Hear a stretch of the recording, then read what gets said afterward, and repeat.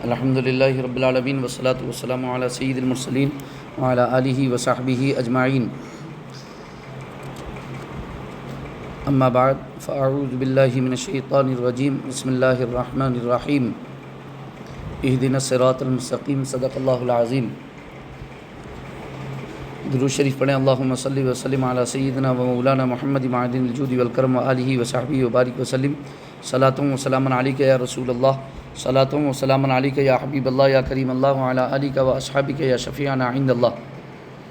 ہم نے پچھلے درس میں آپ کو نماز کے فرائض کے بارے میں بتایا تھا اور نماز کے واجبات کے بارے میں بتایا تھا، ٹھیک ہے۔ اور واجبات نماز میں سورہ فاتحہ کے بارے میں بتایا تھا کہ سورہ فاتحہ پڑھنا واجب ہے اور اس کے ساتھ ایک سورت ملانا بھی واجب ہے، اور مطلق قراءت فرض ہے۔ نماز میں قراءت کیا ہے؟ فرض ہے، مطلق قراءت فرض ہے۔ فَاقْرَؤُوا مَا تَيَسَّرَ مِنَ الْقُرْآنِ، تو اس کے تحت آپ کو بتایا تھا کہ قراءت فرض ہے، البتہ سورہ فاتحہ پڑھنا واجب ہے اور اس کے ساتھ سورت ملانا بھی واجب ہے۔ اور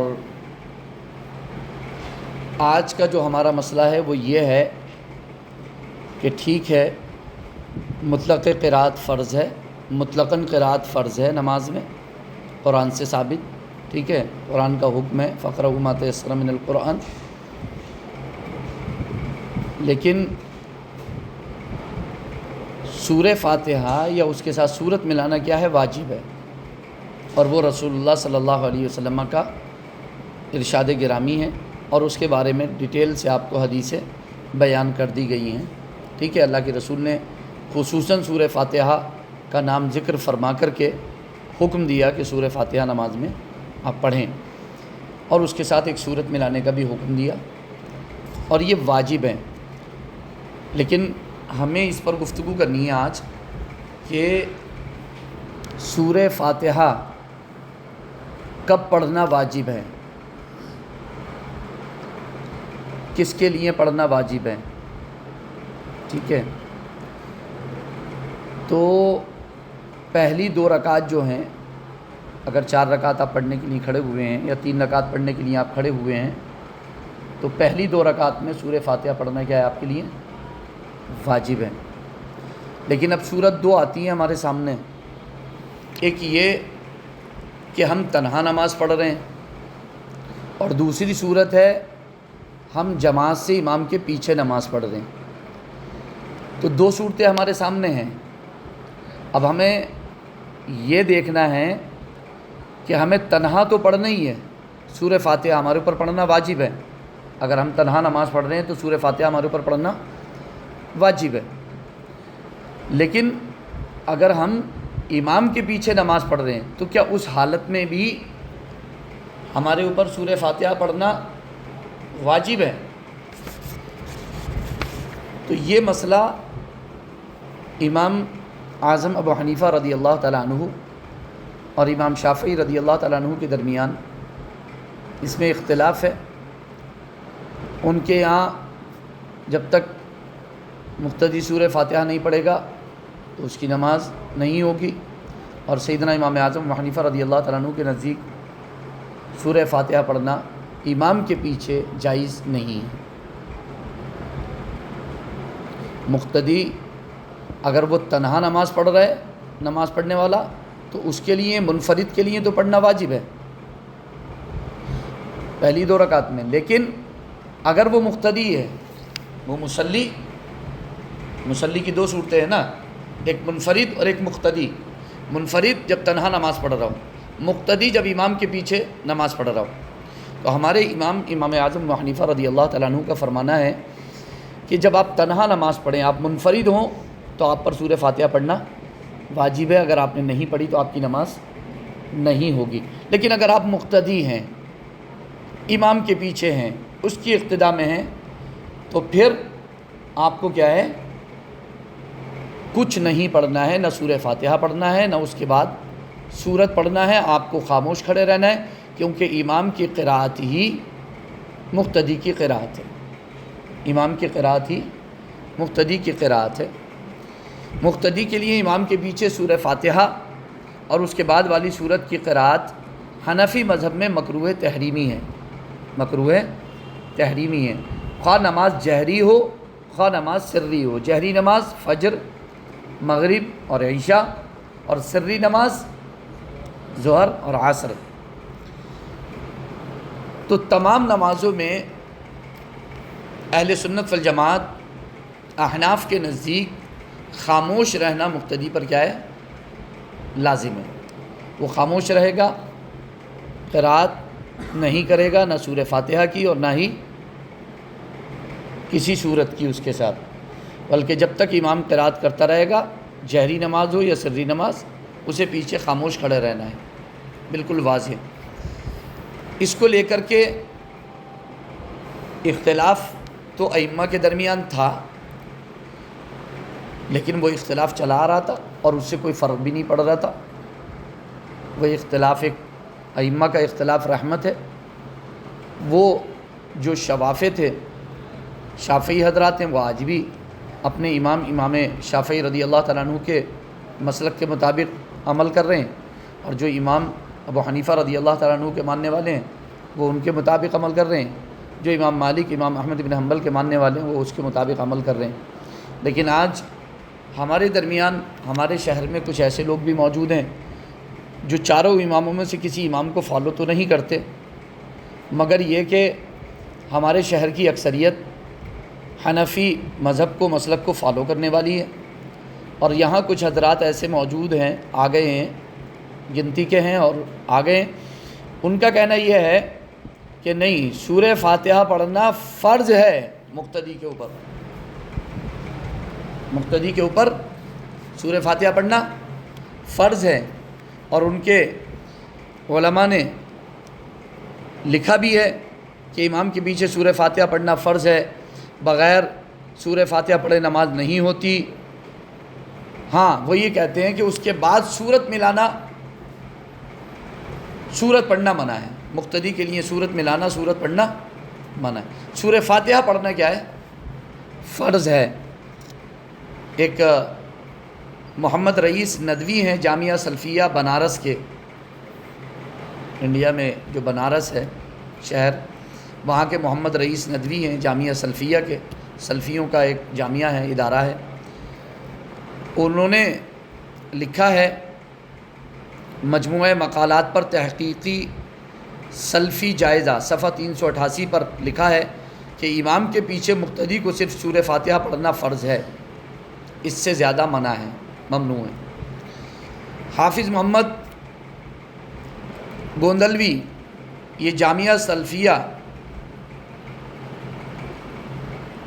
کے شیخ الحدیث ہیں گجران والا کے، وہ لکھتے ہیں کہ ہماری تحقیق میں فاتحہ خلف الامام ہر نماز میں جہری ہو یا سری فرض ہے، اس کے چھوڑنے سے نماز باطل ہو جاتی ہے۔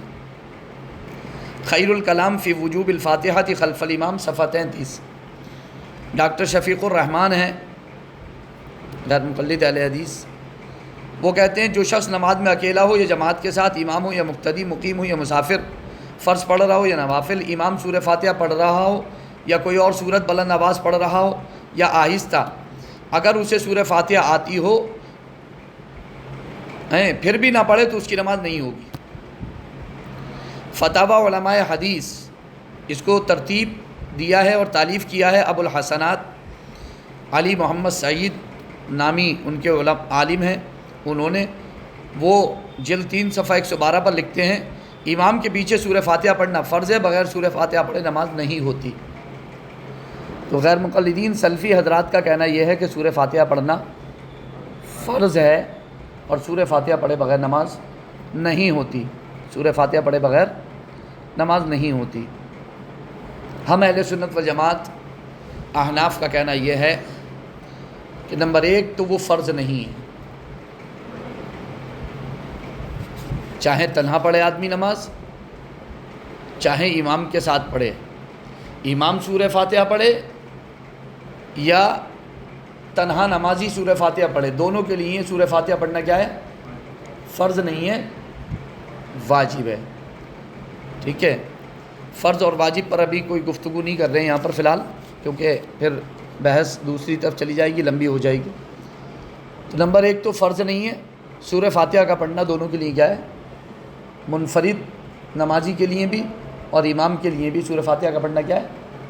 واجب ہے۔ دوسری بات، انہوں نے کہا کہ مطلقاً فرض ہے، امام کے لیے بھی مقتدی کے لیے بھی۔ ہمارا کہنا یہ ہے کہ نہیں،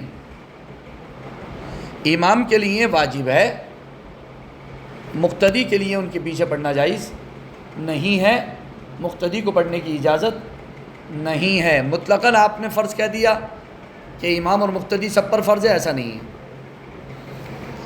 جو لوگ یہ کہتے ہیں کہ سورہ فاتحہ کے بغیر نماز نہیں ہوگی اور سورہ فاتحہ پڑھنا فرض ہے، حالانکہ فرض ہونے پر ان کے پاس کوئی دلیل نہیں ہے۔ ہاں، سورہ فاتحہ کے بغیر نماز نہیں ہوگی، یہ ہم بھی کہتے ہیں، امام نہیں پڑھے گا تو بھی نماز نہیں ہوگی، تنہا نماز پڑھنے والا اگر نہیں پڑھے گا تو بھی نماز نہیں ہوگی، نماز نہیں ہوگی۔ ہمارا مسئلہ جو اختلاف کا ہے وہ یہ نہیں ہے کہ سورہ فاتحہ پڑھے بغیر نماز ہوگی کہ نہیں ہوگی۔ سورہ فاتحہ پڑھے بغیر تو نماز ہوگی نہیں، کیونکہ وہ واجب ہے، واجب آدمی چھوڑ دے گا تو نماز کیا ہے؟ واجب الادا ہو جائے گی، واجب الادا ہو جائے گی۔ اگر اس نے سجدہ سہو نہیں کیا تو پھر نماز کیا ہو جائے گی؟ واجب الادا ہو جائے گی، اسے دوبارہ پڑھنا واجب ہوگی نماز اس کے اوپر۔ ہمارا مسئلہ یہ ہے کہ امام کے پیچھے سورہ فاتحہ پڑھی جائے گی یا نہیں پڑھی جائے گی۔ ان کا کہنا یہ ہے کہ امام کے پیچھے بھی سورہ فاتحہ پڑھنا مقتدی کے لیے فرض ہے۔ ہمارا کہنا یہ ہے کہ نہیں، امام کی قرأت ہی مقتدی کی قرأت ہے۔ بہت ساری احادیث کریمہ ہیں جن میں لکھا ہوا ہے کہ سورہ فاتحہ کے بغیر نماز نہیں ہوگی۔ بہت ساری احادیث کریمہ ہیں جن میں واضح طور پر، صاف طور پر لکھا ہوا ہے کہ امام کی قرأت ہی مقتدی کی قرأت ہے۔ جب امام قرأت کرے تو مقتدی خاموش رہے۔ اور قرأت صرف سورت ملانے کا نام نہیں ہے، سورہ فاتحہ کو بھی قرأت کہا جاتا ہے، یہ بخاری شریف سے ثابت ہے۔ میں آگے دلیلیں پیش کر دوں گا انشاءاللہ۔ بخاری شریف سے ہم ثابت کر دیں گے کہ قرأت سورہ فاتحہ کو کہا جاتا ہے۔ بلکہ امام بخاری رحمۃ اللہ تعالی علیہ نے جو چیپٹر رکھا ہے قرأت خلف الامام کا، اس میں بھی لفظ قرأت ہے، اس میں سورہ فاتحہ کا نام نہیں ہے۔ اس میں یہ نہیں ہے کہ فاتحہ امام کے پیچھے پڑھنا، جو یہ قرأت میں فرق کر رہے ہیں، نہیں صاحب قرأت الگ چیز ہے اور سورہ فاتحہ الگ چیز ہے، سورہ فاتحہ قرأت نہیں ہے، نہ، غلط۔ امام بخاری کا جو چیپٹر ہے وہ قرأت خلف الامام کا ہے، امام کے پیچھے قرأت کرنا، اور اس کے نیچے انہوں نے وہ حدیث بیان کی ہے جو سورہ فاتحہ والی ہے۔ تو امام بخاری بھی سورہ فاتحہ پڑھنے کو قرأت کہہ رہے ہیں، تو کم سے کم امام بخاری ہی کی مان لی ہوتی اور اعتراض نہ کیا ہوتا ہے۔ بخاری بخاری بخاری بخاری بار بار کہا، مگر اتنا سمجھ میں نہیں آیا بخاری سے کہ قرأت سورہ فاتحہ کی قرأت کو بھی کہتے ہیں اور سورت ملانے کو بھی قرأت ہی کہا جاتا ہے۔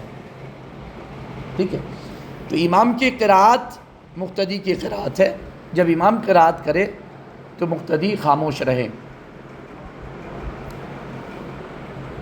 وہ جتنی حدیثیں اپنی دلیل میں لاتے ہیں ان سب میں یہ لکھا ہوا ہے کہ سورہ فاتحہ کے بغیر نماز نہیں ہوتی، اور یہ ہم بھی مانتے ہیں کہ سورہ فاتحہ کے بغیر نماز، اگر کسی نے سورہ فاتحہ چھوڑ دی تو اس کی نماز، اور سجدہ سہو نہیں کیا تو واجب الادا ہوگی، اسے نماز دہرانا واجب ہوگی۔ تو ان ساری حدیثوں پہ تو ہمارا عمل ہو گیا کہ جن میں لکھا ہوا کہ سورہ فاتحہ کے بغیر نماز نہیں ہوگی۔ ہم حنفی حضرات کا، اہل سنت والجماعت حنفی حضرات کا ان تمام حدیثوں پر عمل ہے کہ جس میں لکھا ہوا ہے کہ سورہ فاتحہ کے بغیر نماز نہیں ہوگی۔ اچھا، اس میں صرف یہی نہیں لکھا ہوا کہ سورہ فاتحہ کے بغیر نماز نہیں ہوگی، بلکہ اللہ کے رسول صلی اللہ علیہ وسلم کی حدیثوں میں یہ لفظ بھی زائد ہے کہ سورہ فاتحہ اور اس سے کچھ زائد قرات، کوئی صورت اس کے ساتھ ملانا، اس کے بغیر نماز نہیں ہوگی۔ صرف سورہ فاتحہ والی حدیث نہیں ہے، جو بھی سورہ فاتحہ والی حدیثیں ہیں اس میں حدیث کی صحیح کتابوں میں اور صحیح سند کے ساتھ یہ الفاظ بھی موجود ہیں کہ سورہ فاتحہ کے ساتھ سورت بھی ملانا پڑے گی، تو سورہ فاتحہ اور کوئی دوسری سورت ملائے بغیر نماز نہیں ہوگی۔ تو جس طرح سورہ فاتحہ کے بارے میں وہ حدیث ہے، اسی طرح دوسری سندوں میں، صحیح سندوں میں یہ بھی موجود ہے کہ سورہ فاتحہ کے ساتھ ایک اور سورت بھی ملانا پڑے گی، وگرنہ نماز نہیں ہوگی۔ اور یہ حضرات کیا کرتے ہیں، سورہ فاتحہ کا تو ذکر کرتے ہیں، اس کے ساتھ ایک اور سورت ملانا چاہیے، اس کے بغیر نماز نہیں ہوگی، اس کو نکال دیتے ہیں وہاں سے، تاکہ بس وہ ایسا لگے کہ وہ حدیث صرف سورہ فاتحہ کے بارے میں ہے۔ حالانکہ روایت کے الفاظ یہ بتاتے ہیں کہ وہ حدیث صرف سورہ فاتحہ کے بارے میں نہیں ہے، بلکہ سورہ فاتحہ کے ساتھ ایک اور سورت ملانے کے ساتھ وہ حدیث مذکور ہے کہ سورہ فاتحہ اور اس کے ساتھ سورت ملائے بغیر نماز نہیں ہوتی۔ تو نمبر ایک تو یہ۔ دوسری بات، ہم بھی تو کہتے ہیں کہ سورہ فاتحہ کے بغیر نماز نہیں ہوتی۔ کوئی ایسی حدیث دکھاؤ جس میں یہ لکھا ہو کہ امام کے پیچھے مقتدی سورہ فاتحہ نہیں پڑھے گا تو اس کی نماز نہیں ہوگی، اس کی نماز باطل ہوگی، فاسد ہوگی، اس کی نماز ہوگی ہی نہیں، اس کی نماز ہوگی ہی نہیں۔ اور جو حدیثیں پیش کرتے ہیں اس کا جواب ابھی آیا جاتا ہے، اس کا جواب ابھی ذکر میں آ جائے گا۔ ہاں، ہم اہل سنت والجماعت احناف کے پاس قرآن کی آیت اور کثیر احادیث کریمہ واضح طور پر اس پر دلالت کرنے والی موجود ہیں، جن میں صاف طور پر لکھا ہوا ہے کہ جب امام قرات کرے تو تم خاموش رہو، اور امام کی قراءت ہی مقتدی کی قراءت ہے، اور جب بندہ امام کے پیچھے نماز پڑھ رہا ہو تو پھر وہ خاموش کھڑا رہے۔ امام کے پیچھے کھڑے ہونے والے کے لیے سورہ فاتحہ پڑھنا ضروری نہیں ہے، یہ بالکل واضح حدیثیں ہمارے پاس ہیں۔ تو آیا وہ لوگ جو حدیث کا دم بھرتے ہیں اور کہتے ہیں ہم تو حدیث پر عمل کرتے ہیں، اتنی ساری احادیث کریمہ چھوڑ کے بھی یہ دم بھرا جا رہا ہے کہ ہم حدیث پر عمل کرتے ہیں، ساری احادیث کریمہ چھوڑ دی، قرآن کی آیت اور اس کی ساری صحیح تفسیریں چھوڑ دی اور لگ گئے ایک ہی چیز میں۔ تو اب ہم یہاں پر ان دلائل کا ذکر کرتے ہیں جو اہل سنت والجماعت احناف اپنے موقف پر دلیل کے طور پر قرآن کی جو آیت مع تفسیر پیش کرتے ہیں، اور احادیث کریمہ، اور احادیث کریمہ میں احادیث مرفوعہ نبی اکرم صلی اللہ علیہ وسلم کا فرمان، احادیث موقوفہ صحابہ اکرام رضی اللہ تعالیٰ عنہم اجمعین کے فرامین، اور تابعین رضی اللہ تعالیٰ عنہم اجمعین کے اقوال۔ اور پھر ایک اور خاص بات جو انشاءاللہ ہم ذکر کریں گے اپنی گفتگو میں، وہ یہ کہ آپ محدثین کی کتابیں اٹھا کر کے دیکھیں، مثلا ابو داود، مثلا امام بخاری، جن امام مالک کو کثرت سے بخاری شریف میں جن سے حدیثیں لاتے ہیں، ان امام مالک کی موطا امام مالک، موطا امام محمد بن حسن شیبانی کی، اور اس کے علاوہ اور نسائی شریف یا ابن ماجہ شریف، ابو داود شریف، اور دیگر حدیث کی کتابیں آپ اٹھا کر کے دیکھیں، بہت ساری حدیث کی، مصنف ابن ابی شیبہ امام بخاری کے استاد حافظ ابو بکر ابن ابی شیبہ کی، اور مصنف عبد الرزاق امام بخاری امام مسلم کے دادا استاذ کی۔ یہ جو حدیث کی بڑی بڑی کتابیں ہیں، آپ جانتے ہیں ان کا طرز کیا ہے، طریقہ کیا ہے؟ یہ پہلے چیپٹر لاتے ہیں ان احادیث کے بیان میں کہ جن میں یہ ہے کہ امام کے پیچھے، ٹھیک ہے، وہ سورہ فاتحہ پڑھنا چاہیے یا امام کے پیچھے سورہ فاتحہ پڑھنا چاہیے، وہ اس طریقے کی ایک ہیڈنگ لگاتے ہیں۔ اس کے بعد دوسری ہیڈنگ لگاتے ہیں ترک قرات خلف الامام کی۔ ایک ہیڈنگ کیسی رہتی ہے ان کی چیپٹر کی؟ قرات خلف الامام، امام کے پیچھے قرات کرنے کی ایک ہیڈنگ رہتی ہے، ایک چیپٹر رہتا ہے۔ اس کے بعد ایک چیپٹر لاتے ہیں ترک قرات خلف الامام کی، امام کے پیچھے قراءت نہ کرنے کی، تو چیپٹر 2 طریقے کے لائے۔ اس سے ہمیں ایک بات اور بھی سمجھ میں آتی ہے کہ پہلے محدثین ان حدیثوں کو لاتے ہیں جن میں یہ لکھا ہوا ہے یا جن سے ایسا بظاہر لگتا ہے کہ امام کے پیچھے کیا ہے، قراءت کرنا چاہیے۔ پھر اس کے بعد ان حدیثوں کو لاتے ہیں جن میں صاف اور واضح طور پر منع کر دیا گیا ہے امام کے پیچھے قراءت کرنے کو۔ اور محدثین کا یہ طرز اس لیے ہے، وہ یہ بتانے کے لیے لاتے ہیں کہ پہلے والی حدیثیں کیا ہے، ان والی حدیثوں سے منسوخ ہے۔ پہلے حکم یہ تھا، بعد میں حکم یہ ہے۔ اور آپ دیکھیں ان کا طریقہ بھی یہی ہے کہ پہلے قراءت کرنے والی حدیثیں لاتے ہیں، اس کے بعد قراءت چھوڑنے والی لاتے ہیں، قراءت چھوڑنے والی لاتے ہیں۔ تو بعد میں لانا یہ اس بات کی دلیل ہے کہ وہ پہلے والی حدیثوں کو کیا ہے، منسوخ مانتے ہیں، اور بعد والی کو کیا ہے، ناسخ مانتے ہیں۔ اور حدیث حضور کی ہیں، حدیث صحابہ کی ہیں، اقوال تابعین کے ہیں۔ تو یہ ایک طرز ہے محدثین کا جو وہ اپنی کتابوں میں لے کر کے آئے ہیں۔ اچھا، جب ہم قرآن کریم کی تفسیر پڑھتے ہیں تو قرآن کریم کی تفاسیر میں جو آیتیں ہمیں ملتی ہیں قرآن کریم کے حوالے سے، ایک سورہ اعراف آیت نمبر 204 ہے۔ اللہ رب العزت ارشاد فرماتا ہے وَإِذَا قُرِئَ الْقُرْآنُ فَاسْتَمِعُوا لَهُ وَأَنصِتُوا لَعَلَّكُمْ تُرْحَمُونَ، وَأَنصِتُوا لَعَلَّكُمْ تُرْحَمُونَ۔ آپ نکال سکتے ہیں سورۃ الاعراف،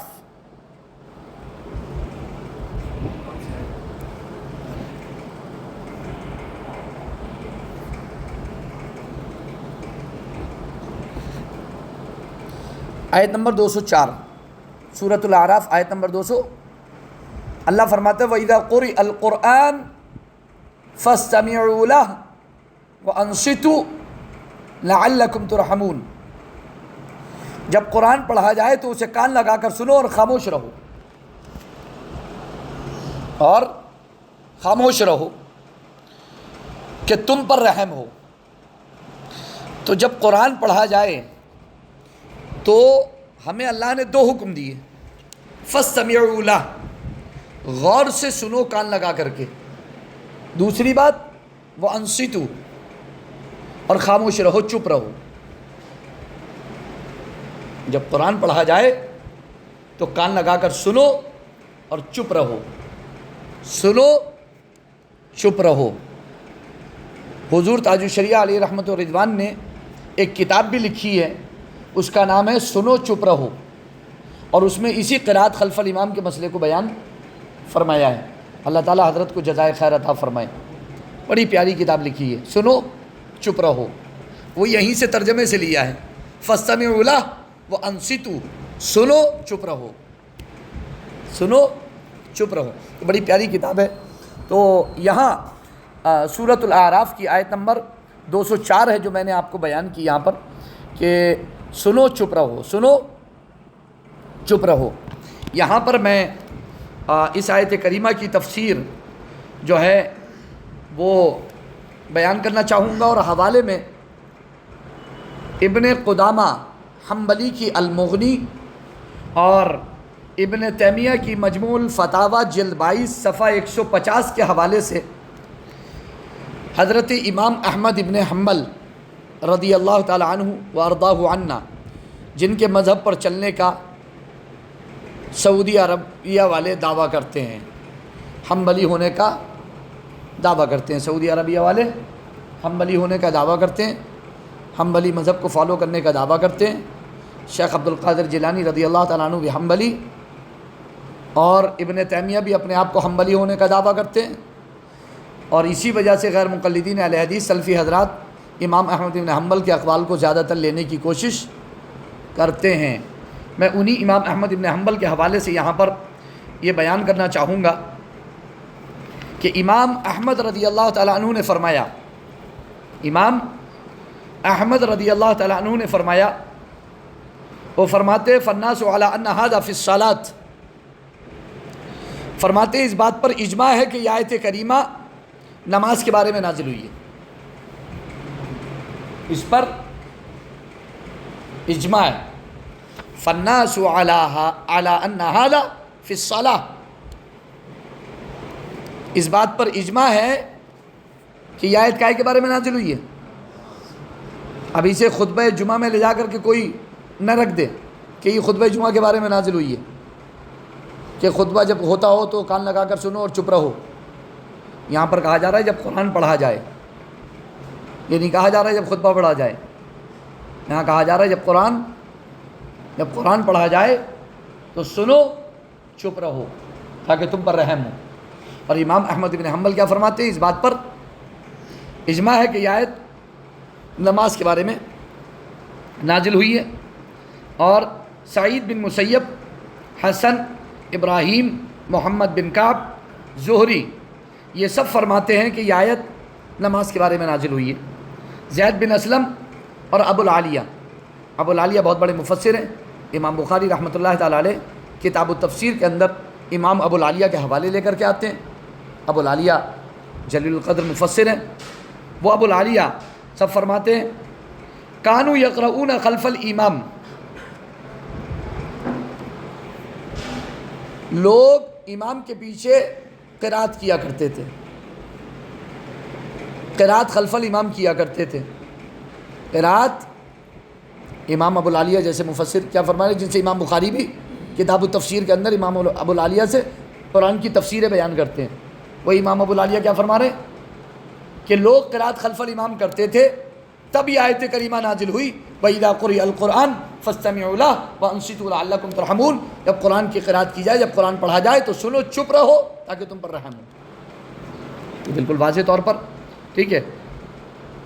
وقال احمد فی روایت ابی داود، امام ابو داود کی روایت میں امام احمد کا یہ قول ہے، امام ابو داود کی روایت میں امام احمد کا یہ قول ہے اجمع الناس علی ان هذه الآیہ فی الصلاۃ،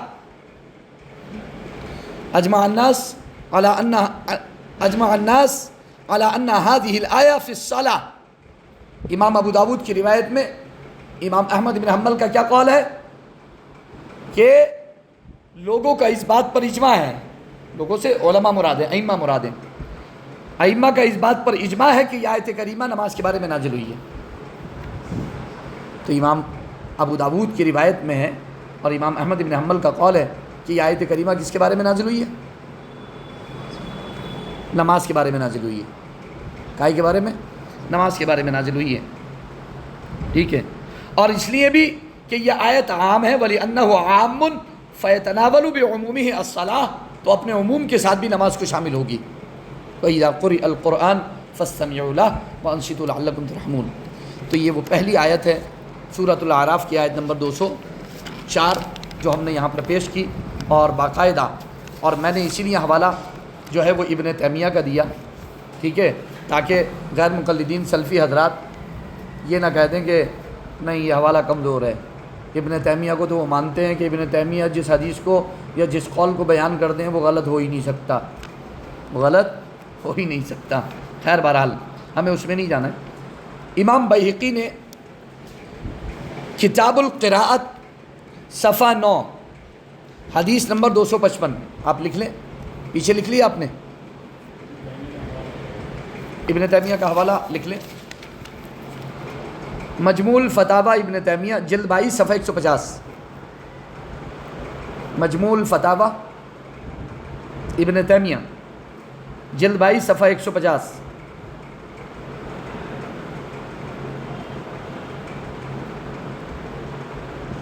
جو پیچھے تفسیر بیان کی تھی اس کا حوالہ یہ تھا. اور المغنی ابن قدامہ کی دوسرا حوالہ، المغنی ابن قدامہ جلد 2 صفحہ 117.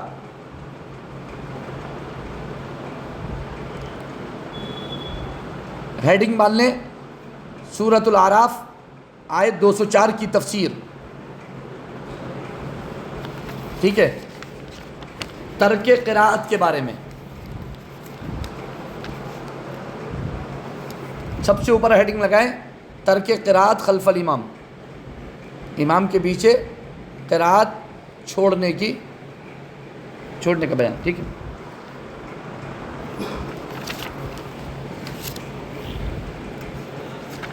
ٹھیک ہے. ایک تفسیر یہاں پر بیان کر رہے ہیں امام بہیقی کے حوالے سے. امام بہیقی کی کتاب القراءت صفحہ 109 اور حدیث نمبر 255. یہ سورۃ الاعراف آیت 204 کی تفسیر ہے بہیقی کے حوالے سے. صفحہ 109 حدیث نمبر 255 کتاب القراءت للبہیقی. نوٹ کر لیا آپ نے؟ ٹھیک ہے. عبداللہ ابن عباس رضی اللہ تعالیٰ عنہما سید المفسرین ارشاد فرماتے ہیں ان رسول اللہ صلی اللہ علیہ وسلم قرأ فی الصلاۃ. رسول اللہ صلی اللہ علیہ وسلم نے نماز میں قرأت فرمائی.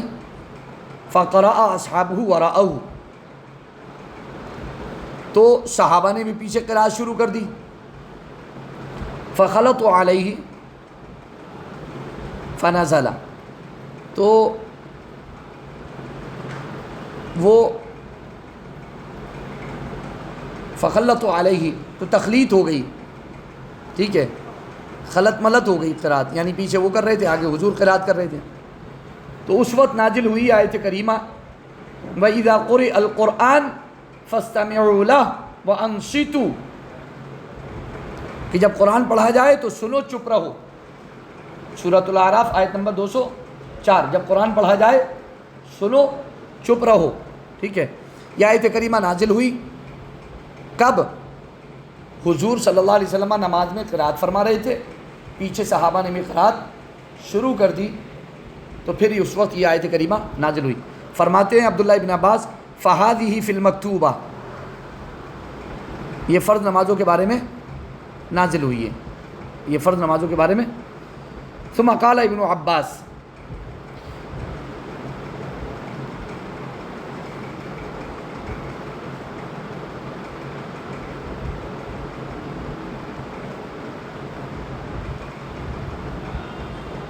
وہ جملے چھوڑ دیتا ہوں میں یہاں پر، وہ تھوڑے سے ناگوار گزریں گے.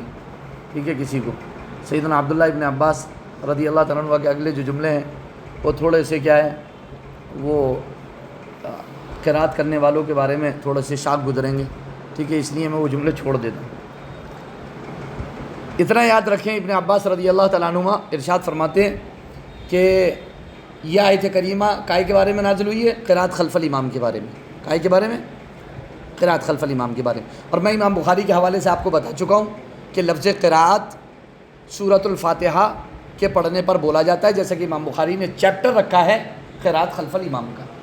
تو کوئی اسے گھمانے کی کوشش نہ کرے کہ صاحب یہ تو آیت قرأت کے بارے میں، سورہ فاتحہ کے بارے میں، تو سورہ فاتحہ کو قرأت سے باہر نکالنے کی کوشش کوئی نہ کرے، ورنہ وہ امام بخاری کو معاذ اللہ جاہل بتائے گا کہ امام بخاری کو یہ بھی نہیں پتہ کہ قرأت جو ہے سورہ فاتحہ پڑھنے کو نہیں کہتے ہیں. ٹھیک ہے، انہوں نے چیپٹر باندھ دیا قرأت خلف الامام کا، اس کے نیچے حدیث لے آئے کائے کی سورہ فاتحہ پڑھنے کی. ٹھیک ہے. یہ حدیث حسن ہے اور اس کے تمام راوی کیا ہیں؟ ثقہ ہیں. حدیث حسن ہے، اسٹیٹس میں لکھ لیں حدیث حسن ہے. جو ابن عباس کی حدیث میں نے بیان کی سورۃ الاعراف آیت نمبر 204 کی تفسیر میں، یہ حدیث کیا ہے؟ حسن ہے. اس میں ایک راوی ہیں ابن لہیہ، عبداللہ بن لہیہ بن عقبہ بن فرحان. 174 ہجری میں ان کا وصال ہوا ہے. کوئی اسے ضعیف کہنے کی کوشش نہ کرے. یہ امام مسلم کے بھی راوی ہیں، امام ابو داود کے بھی راوی ہیں، امام ترمذی کے بھی راوی ہیں، امام ابن ماجہ کے بھی راوی ہیں. کوئی اسے ضعیف قرار دینے کی کوشش نہ کرے. ٹھیک ہے. امام احمد بن حنبل فرماتے ہیں ابن لہیہ جیسا تو مصر میں کوئی ان کے پائے کا کوئی نہیں تھا. ان کے ضبط کو بھی بیان کیا ہے امام احمد بن حنبل نے، اور ان کے اتقان کو بھی بیان کیا ہے. اور یہ روایت حسن ہے. امام ترمذی نے ابن لہیہ کی ایک روایت بیان کی ہے ترمذی شریف کے اندر، اور اس روایت کو ذکر کرنے کے بعد فرمایا ھذا حدیث حسن، یہ حدیث حسن ہے، جبکہ اس میں ابن لہیہ موجود ہیں، راوی ابن لہیہ موجود ہے. اس کے باوجود امام ترمذی نے کیا فرمایا؟ یہ حدیث. تو اس لیے میں نے کہا کہ کوئی اس تفسیر کو ابن عباس کی جو بہیقی کے حوالے سے ہم نے ذکر کی ضعیف قرار دینے کی کوشش، یہ حدیث کیا ہے؟ تفسیر کیا ہے؟ حسن درجے کی. کیا کی ہے؟ حسن درجے کی ہے. ٹھیک ہے. علامہ حیثمی نے بھی ابن لہیہ کی حدیث کو حسن قرار دیا ہے اور بہت سارے حوالے موجود ہیں. ٹھیک ہے، تو پریشانی نہیں ہے. حافظ ابن کثیر کہتے ہیں الحسن، ٹھیک ہے، وہو فی الاحتجاج کالصحیح عند الجمہور. نیز ابن عباس سے بسند صحیح موقوفاً روایت مروی ہے جو اس کی مؤید ہے. ابن عباس رضی اللہ تعالیٰ عنہ فرماتے ہیں، وہی پچھلا والا حوالہ ہے کتاب القراءۃ للبہیقی، صفحہ 88، رقم الحدیث 222. حدیث نمبر کیا ہے؟ 200. پہلے والا حدیث نمبر 255 ڈالا تھا. ایک اور حدیث نمبر وہیں پر ڈال لیں، بس وہیں پر جہاں آپ نے 255 نمبر حدیث ڈالا ہے وہیں پر 222 نمبر حدیث بھی ڈال لیں. آپ 222 نمبر وہیں ڈال لیں کیونکہ ابن عباس کی قول ہے وہ. ٹھیک ہے پڑھا ہوا اس میں. 222 نمبر ڈال لیں اس میں.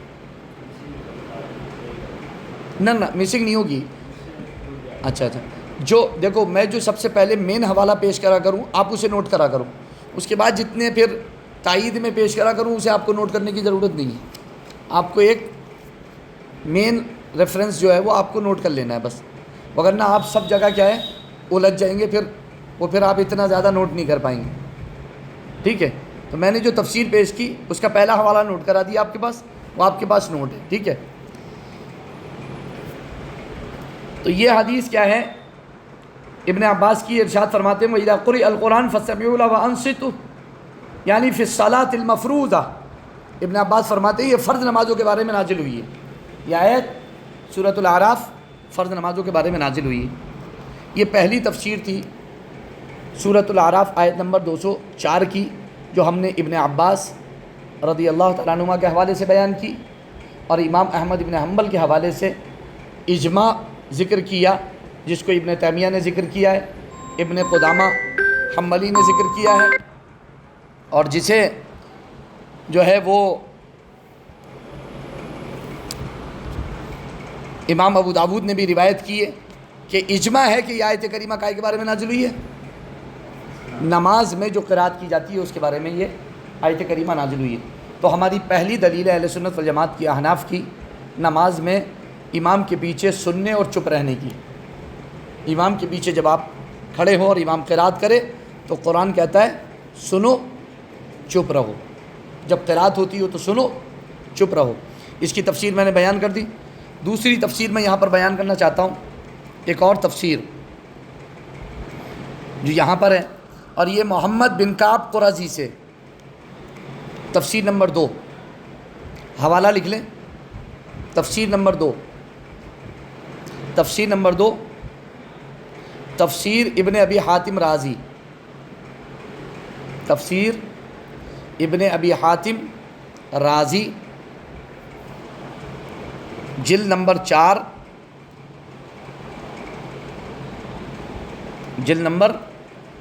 4، صفحہ نمبر 259، حدیث نمبر 9493،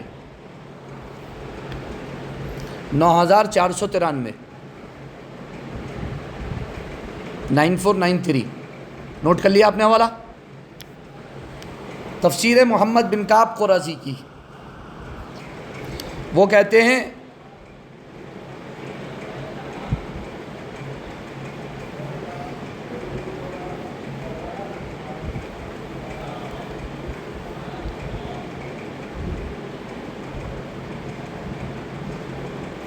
کہ جب رسول اللہ صلی اللہ علیہ وسلم نے نماز میں قرات کی تو پیچھے سے کیا ہے جواب دیا گیا.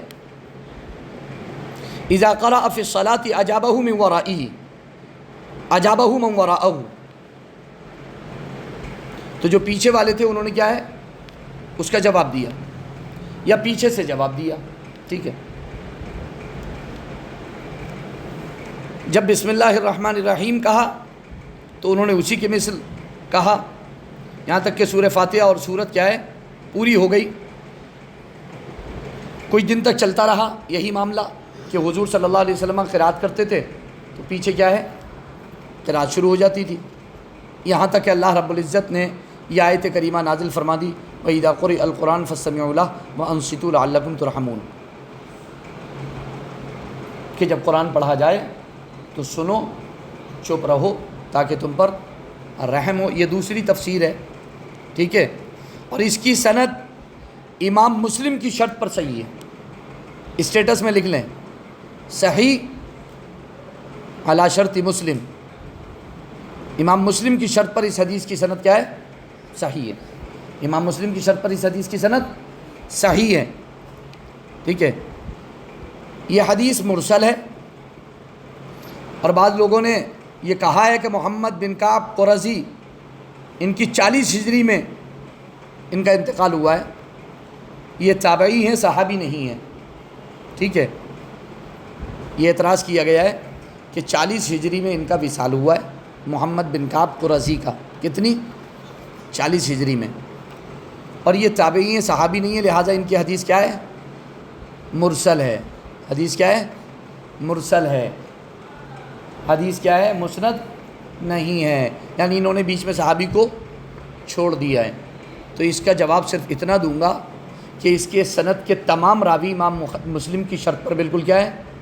کوئی راوی ضعیف نہیں ہے، تابعی تک کوئی راوی ضعیف، اور خود تابعی بھی ضعیف نہیں ہے، اور یہ حدیث مرسل ہی صحیح، اور مرسل جمہور کے نزدیک حجت ہے اور قابل قبول ہے۔ اس کے بہت سارے حوالے ہیں، اور اصول فقہ کی کتابوں میں، اصول فقہ اور اصول حدیث کی کتابوں میں یہ بات بالکل واضح طور پر سورج سے زیادہ روشن طریقے پر لکھی ہوئی ہے کہ مرسل کیا ہے؟ حجت ہے۔ صحابی اور تابعی کی مرسل کیا ہے؟ حجت ہے اور قابل قبول ہے۔ اور پھر تائید میں کیا ہے؟ صحابی رسول ابن عباس کی روایت تو پہلے ہی، وہ تو مرسل نہیں ہے، وہ تو مرسل نہیں ہے، ٹھیک ہے۔ تو پہلے ہم حدیث پیش کر چکے ہیں، یہ تو ہم اپنی تائید میں ایک اور حوالہ پیش کر رہے ہیں، تو اگرچہ مرسل صحیح، مگر مرسل حجت ہوتی ہے، دلیل ہوتی ہے، اور یہ اصول فقہ اور اصول حدیث کی کتابوں میں لکھا ہوا ہے، اور محدثین نے اس طرح کی مرسل احادیث بہت کثرت سے پیش کی ہیں اور موجود ہیں۔ اور مرسل کی تائید حدیث ابن عباس متصل مرفوع سے بھی ہوتی ہے، جو ہم تفسیر نمبر 1 میں ذکر کر چکے ہیں، وہ متصل ہے، اس میں تو صحابی چھوٹے ہوئے نہیں ہیں، وہ تو خود صحابی سے، وہ تو خود، اور صحابی سے بھی ایسی کہ ایک مرفوع ہے اور ایک موقوف ہے، ایک ابن عباس کا قول ہے اور ایک انہوں نے اوپر تک پہنچایا، ٹھیک ہے۔ یہاں ایک اعتراض کیا جاتا ہے اس آیت کریمہ پر، وہ میں آپ کے ذہن میں ڈال دیتا ہوں تاکہ کبھی آپ کو اگر جو ہے وہ یہ کہا جائے کہ بھئی آپ کو بتا دیا سورۃ الاعراف کی آیت نمبر 204 اجماع ہے کہ نماز کے بارے میں نازل ہوئی ہے، حالانکہ اگر دیکھا جائے تو یہ آیت جو ہے سورۃ الاعراف کی مکی ہے، سورۃ الاعراف کی آیت کیا ہے؟ مکی ہے، مکہ مکرمہ میں نازل ہوئی ہے یہ آیت کریمہ، ٹھیک ہے۔ اور یہ اعتراض بھی جو ہے وہ عبد الرحمن مبارک پوری صاحب نے کیا ہے، ٹھیک ہے، جنہوں نے ترمذی کی شرح لکھی ہے تحفۃ الاحوذی، وہ اہل حدیث کے سلفیوں کے بہت بڑے محدث ہیں، انہوں نے یہ اعتراض کیا ہے جب ترمذی کی شرح لکھی ہے، ٹھیک ہے، تو انہوں نے یہ اعتراض کیا ہے کہ جناب یہ آیت کریمہ تو مکی ہے اور امام کے پیچھے قرات کرنے کا حکم مدینہ طیبہ میں نازل ہوا ہے، تو آپ مکی آیت کو مدینہ منورہ کے حکم پر کیسے پیش کر رہے ہیں؟ تو یہ ان کا ایک اعتراض ہے، تو اس اعتراض کا جواب بھی آپ کو معلوم ہونا چاہیے، حالانکہ امام احمد بن حنبل کا قول کافی ہے کہ اجماع ہے کہ یہ نماز کے بارے میں نازل ہوئی۔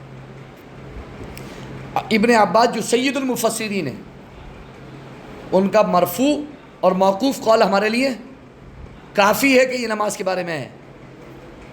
محمد بن کعب قرظی تابعی ہی ٹھیک، ان کا قول بھی موجود ہے کہ یہ قرات خلف الامام کے بارے میں نازل ہوئی ہے، مگر اس کے باوجود اعتراض کر دیا تو جواب تو بنتا ہے، ٹھیک ہے۔ جب انہوں نے کہہ دیا صاحب یہ تو مکے میں نازل ہوئی ہے اور قرات خلف الامام کا حکم کیا ہے؟ مدینے میں جا کر کے ہوا ہے، تو آپ مکے والی آیت کو مدینے والے حکم پر کیوں ڈال رہے ہیں؟ ٹھیک ہے، پہلے حکم کو متاخر کے خلاف آپ دلیل کیسے بنا رہے ہیں؟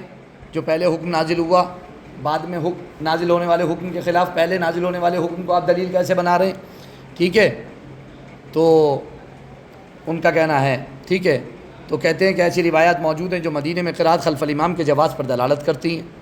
تو اس کا پہلا جواب انہوں نے یہ ایک روایت بھی پیش کی ہے موطا امام مالک کی، ابو ہریرہ کا قول ہے رضی اللہ تعالیٰ عنہ کا کہ جو شخص امام کے پیچھے سورہ فاتحہ نہ پڑھے اس کی نماز نہیں ہوتی، اور حافظ ابن حجر لکھتے ہیں کہ اس پر اجماع ہے کہ ابو ہریرہ 7 ہجری میں مسلمان ہوئے تھے۔ تو جب 7 ہجری میں ابو ہریرہ مسلمان ہوئے اور وہ یہ حدیث بیان کر رہے ہیں کہ امام کے پیچھے سورہ فاتحہ نہیں پڑھے گا اس کی نماز نہیں ہوگی، ٹھیک ہے، اور آپ مکے والی آیت نازل آپ یہاں پر پیش کر رہے ہیں جو مکے میں نازل ہوئی تھی، ٹھیک ہے۔ ایک ان کا کہنا یہ ہے کہ عبادہ بن صامت یہ مدنی صحابی ہیں اور انہوں نے قرات خلف الامام کا ذکر کیا ہے، تو یہ ایک اعتراض ہے، اس کا جواب ہم یہاں پر دینا چاہیں گے۔ نمبر 1، پہلے تو آپ یہ طے کر لیں کہ آپ کا عمل قرات خلف الامام یہ کس بنیاد پر ہے، راویوں کے صحابی راویوں کے مکی اور مدنی ہونے پر یا روایت پر؟ بھئی آپ جو دلیل بنا رہے ہیں قرات خلف الامام پر جو آپ عمل کر رہے ہیں وہ روایت پر کر رہے ہیں یا راویوں کے مکی اور مدنی ہونے کی بنیاد پر کر رہے ہیں؟ پہلے تو آپ یہ طے کر لیں۔ آپ نے مکی اور مدنی کی جو بحث چھیڑ دی تو آپ پہلے یہ طے کر لیں کہ مکی اور مدنی، ٹھیک ہے، تو آپ کا عمل قرات خلف الامام پر اس وجہ سے ہے کہ اس کے راوی صحابہ مدنی ہیں، تو پھر وہ کثیر صحابہ اگر اس بنیاد پر آپ عمل کر رہے ہیں کہ حضرت ابو ہریرہ کیا ہے مدنی صحابی ہیں، عبادہ بن صامت جو قرات خلف الامام کی حدیث بیان کر رہے ہیں وہ کیا ہے مدنی صحابی ہیں، تو پھر حضرت ابو موسیٰ اشعری کے بارے میں آپ کا کیا قول ہے؟ وہ بھی تو مدنی ہیں۔ جابر بن عبداللہ کے بارے میں، انس بن مالک کے بارے میں، وہ بھی تو مدنی صحابی، وہ تو ترک قرات کی روایتیں کر رہے ہیں، وہ تو ترک قرات کی روایتیں بیان کر رہے ہیں۔ زید بن ثابت یہ مدنی ہے، اور ان سے بلکہ خود حضرت ابو ہریرہ سے ترک قرات خلف الامام کی حدیث موجود ہے، اور یہ مدنی ہے، اور یہ مدنی ہے۔ تو پہلے تو آپ یہی طے کر لیجئے کہ مکی اور مدنی کی بحث چھیڑنا چاہ رہے ہیں، تو پھر مدنی صحابی ہم آپ کو دکھا دیتے ہیں جو ترک قرات خلف الامام کا قول کرتے ہیں اور روایتیں بیان کر رہے ہیں کہ امام کے پیچھے جو ہے مقتدی کو قرات نہیں کرنا ہے، امام کی قرات ہی مقتدی کی قرات ہے، اور جب امام قرات کرے تو تم خاموش رہو۔ اور خود حضرت ابو ہریرہ رضی اللہ تعالیٰ عنہ کی حدیث ہے جس کو امام مسلم نے ذکر کیا ہے، اذا قرأ الامام فانصتوا، جب امام قرات کرے تو تم خاموش رہو۔ امام مسلم سے پوچھا بھی گیا کہ کیا یہ حدیث صحیح ہے، صحیح مسلم شریف میں موجود ہے، کیا یہ حدیث صحیح ہے؟ امام مسلم نے فرمایا میرے نزدیک صحیح ہے، میرے نزدیک۔ پھر پوچھا گیا کہ جب صحیح ہے تو آپ نے مسلم میں اسے اوپر ذکر کیوں نہیں کیا اس چیپٹر میں؟ تو انہوں نے ارشاد فرمایا کہ ہر وہ حدیث جو ہمارے نزدیک صحیح ہو ضروری نہیں ہے کہ ہم اسے اپنی کتاب میں ذکر بھی کریں، ہر صحیح حدیث کا ہمیں اپنی کتاب میں ذکر کرنا کوئی ضروری نہیں ہے۔ ہم نے جن حدیث کو چنا ہے ہم ان کو ذکر کر رہے ہیں، ہماری چنی ہوئی حدیثوں میں سے مطلب یہ حدیث نہیں ہے، صحیح تو ہے لیکن ہمارا ذکر نہ کرنا کوئی ضروری نہیں ہے کہ صحیح ہے تو ہم ذکر بھی کریں، اور ہمارا ذکر نہ کرنا اس بات کی دلیل نہیں ہے کہ وہ صحیح نہیں ہے۔ تو میں نے اگرچہ ذکر نہیں کی لیکن صحیح ہے، میں صحیح مانتا ہوں اس حدیث کو، حالانکہ آج غیر مقلدین اہل حدیث سلفی امام مسلم سے بھی بڑے محدث بنے ہوئے ہیں، وہ کہہ رہے ہیں یہ حدیث ضعیف ہے،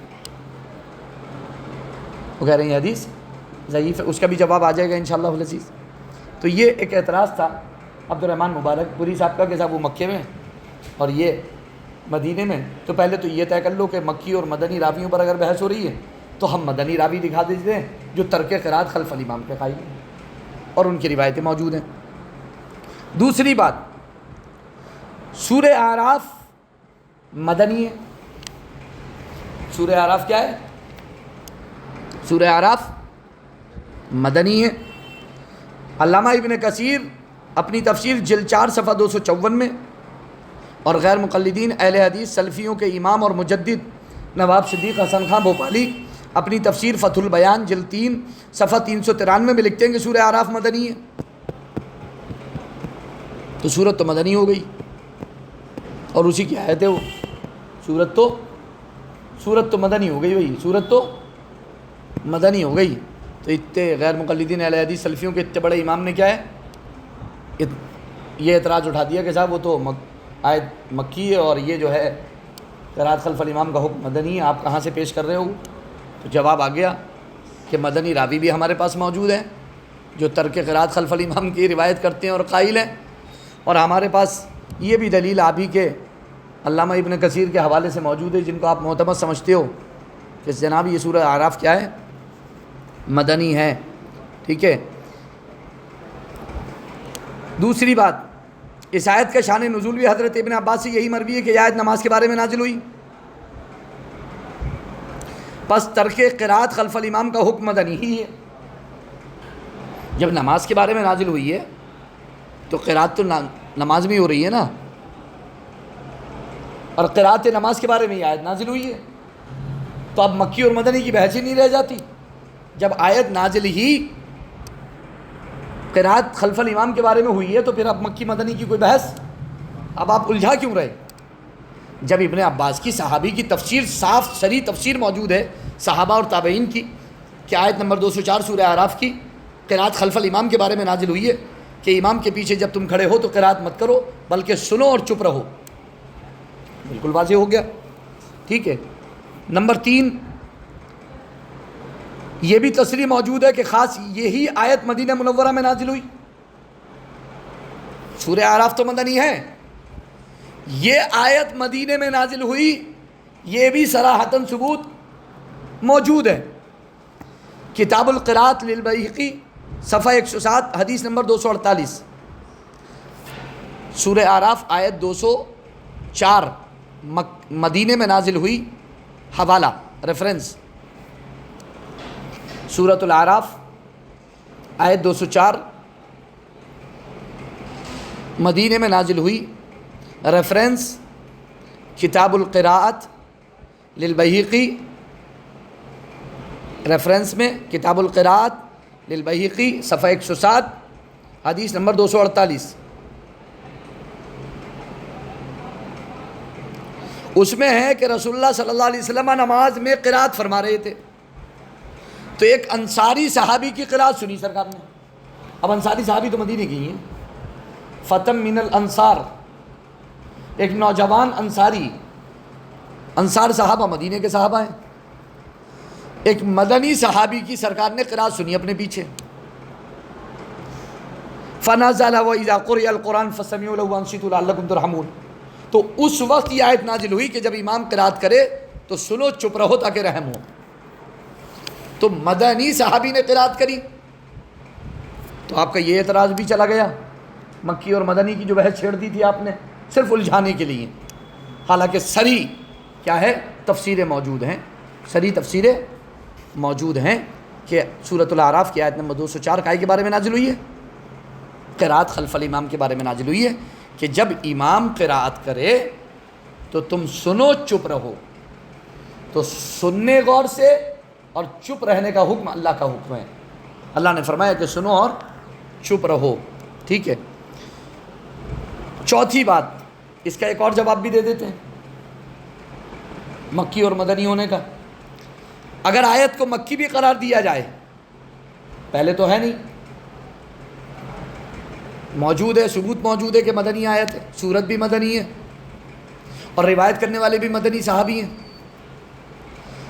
اگر آیت کو مکی بھی قرار دیا جائے تب بھی ہمارے مدعا پر کوئی فرق نہیں پڑتا، کیونکہ کئی آیات ایسی ہیں جن کا نزول بار بار ہوا ہے، مکرر ہوا ہے، یعنی جو مکے مدینے دونوں میں نازل ہوئی، جو مکے اور مدینے میں دونوں میں نازل ہوئی. جو تفصیل ہم نے بیان کی اس کی روشنی میں یہ کہا جا سکتا ہے یہ آیت مکے مدینے دونوں میں نازل ہوئی، جواب کے طور پر کہا جا سکتا ہے، وگرنہ ثبوت تو موجود ہے کہ سورت بھی مدنی ہے، تفسیر کی کتابوں میں موجود ہے کہ سورت بھی مدنی ہے، اور امام بہیقی نے کتاب القرات میں اس کو واضح بھی کر دیا ہے کہ یہ آیت بھی مدنی ہے، یہ آیت بھی مدنی ہے. ٹھیک ہے. مگر اس کے باوجود اگر ضد ہے تو پھر ضد کا ایک اور جواب یہ ہے کہ ایک آیت دو مرتبہ بھی نازل ہو سکتی ہے، ایک بار مکے میں ایک بار مدینے میں، اس لیے کہ نماز جس طرح مدینے میں مشروع تھی اسی طرح ابتدائی اسلام میں مکے میں بھی تو مشروع تھی.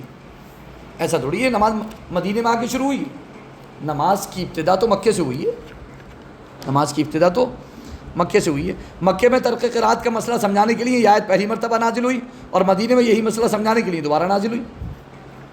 کوئی پریشانی کی بات نہیں ہے، ٹھیک ہے۔ یہ تو تھی سورۃ الاعراف کی آیت 204، جس کی صحیح سندوں کے ساتھ یہ تفسیر آپ کے سامنے پیش کی گئی، بلکہ امام مسلم کی شرط پر صحیح اترنے والی سند کے ساتھ بھی یہ تفسیر کیا ہے آپ کے سامنے پیش کی گئی۔ اور یہ قرآن کی صرف ایک آیت کے حوالے سے اتنی تفسیریں یہاں پر ذکر کی گئی ہیں ترک قرات خلف الامام کے بارے میں، ٹھیک ہے۔ تو مجھے لگتا ہے کہ آج کے درس میں اتنا کافی ہے، ہمارا وقت بھی کمپلیٹ ہو چکا ہے۔ تو یہاں تک قرآن کی آیت سورۃ الاعراف آیت نمبر 204 کے حوالے سے صحیح مستند اور معتبر تفاسیر کے حوالے سے صحابہ، تابعین اور ائمہ کے اقوال کے حوالے سے الحمدللہ یہاں ہم نے یہ ثابت کیا کہ یہ آیت کریمہ ترک قرات خلف الامام کے بارے میں ہے، کہ جب امام قرات کر رہا ہو تو آپ سنو، چپ رہو تاکہ آپ پر رحم ہو۔ اب رہی آگے کی بحث احادیث کے حوالے سے، تو انشاءاللہ اگلے سنڈے کو ہم اس پر احادیث کریمہ پیش کریں گے، ٹھیک ہے۔ اور پھر انشاءاللہ العزیز وقت ملا تو پھر ہم معترضین کے اعتراضات کے جوابات، پہلے ان کا اعتراض ذکر کریں گے، پھر اس کے جوابات بھی انشاءاللہ العزیز ذکر کریں گے، قرآن کی اس آیت پر یا حدیث پر جو ان کے مزید اعتراضات ہیں وہ اعتراضات ذکر کر کے انشاءاللہ اس کے جوابات بھی ذکر کریں گے۔ مجھے امید ہے کہ تسلی اور تشفی تو اتنی ہی گفتگو سے ہو جائے گی ماننے والے کے لیے، اور ہر دھرم کے لیے تو سمندر بھی ناکافی ہے، اور ماننے والے کے لیے ایک دلیل صحیح بھی کافی ہے۔ اللہ تعالیٰ ہماری حفاظت فرمائے، زبان و بیان کی غلطی سے ہماری حفاظت فرمائے، اگر کوئی غلطی ہوئی ہو تو اللہ تعالیٰ اسے معاف فرمائے۔ آمین ثم آمین، استغفر اللہ ربی من کل ذنب و اتوب الیہ، وآخر دعوانا الحمد للہ رب العالمین۔ السلام علیکم ورحمۃ اللہ وبرکاتہ۔